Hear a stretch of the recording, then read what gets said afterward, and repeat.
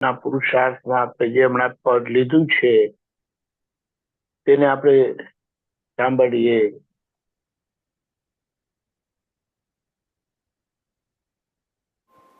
મનોબુદ્ધિ ચંચળતા દેખાડે જે કાંઈ દ્રષ્ટો તેને જોઈ જાણે.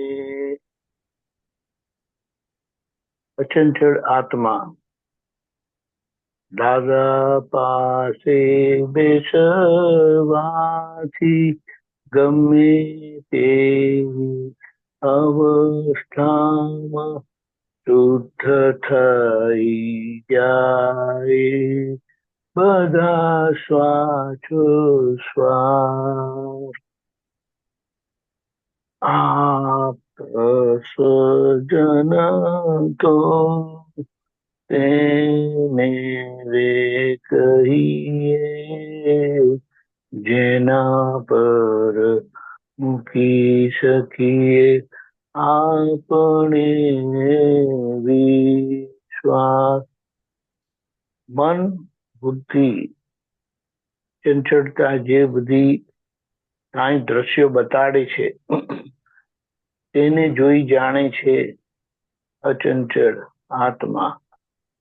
એટલે ફરીથી આપણને અહીંયા ઓળખાણ કરાવે છે કે આ મન વચન કાયા અને ખાસ કરીને મનના વિચારો જે બીજા જોડે સહેમત થતા નથી.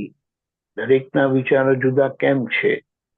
કારણ કે દરેક જણ જુદી જુદી માન્યતાથી આવેલા છે, જુદા જુદા કર્મના ધક્કાથી આવેલા છે, પણ આજે ભેગા થઈ ગયા છે એક છત્રી નીચે, એક ઘરમાં, એક સમાજમાં, એક જગ્યાએ. અને તેથી એ જુદું જુદું જે બધા દ્રશ્યો દેખાડે છે, એટલે જે બધા માન્યતા દેખાડે છે, તેવી રીતે બુદ્ધિ હંમેશા સાચા ખોટા ની ખેંચમાં હોય અને મન વિચારોના માન્યતાના ખેંચમાં હોય.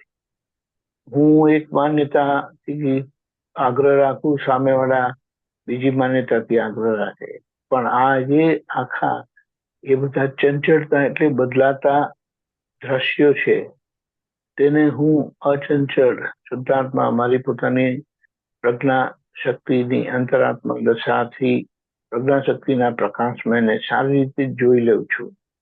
એટલે પછી મને એનું અસરો નહીં થાય. આ જોનારો અને કરનારો એટલે ક્રિયાવાળો ભાગ મન અને બુદ્ધિ એ ક્રિયાવાળો ભાગ છે અને હું શુદ્ધાત્મા એનો જોનારો ભાગ છું. આ બે ધારા જુદી જ હોય છે, કાયમના માટે સાથે હોય છે પણ જુદી હોય છે. સાથેનો મતલબ એકબીજામાં ભળી જતી નથી, અને જુદી તો એટલે સમજાય છે આપણને, પણ સાથે ને સાથે જ હોય છે, પણ બંને ધારા જુદી જ હોય છે.